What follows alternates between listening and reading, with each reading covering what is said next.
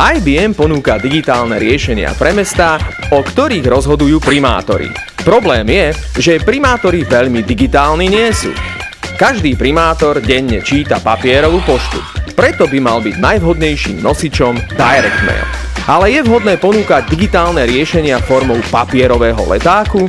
Obzvlášť, keď mnoho z nich skončí u sekretárky v smetnom koši, mohli by sme to skúsiť digitálnejšie, e-mailom, no ten môže skončiť v spame alebo v záplave neprečítaných správ. Potrebovali sme teda spojiť tradičný papierový direct mail s digitálnym riešením. Po viacnásobných pokusoch a omyloch sa nám ho nakoniec podarilo vyrobiť. Papierový digitálny direct mail. Dôveryhodný človek, ktorého primátori poznajú, sa im prihovoril v mene IBM a predstavil im koncept Smarter Cities. Dobrý deň, moje meno je Milan Ištván a som prezidentom občianskeho združenia Partnerstva pre prosperitu.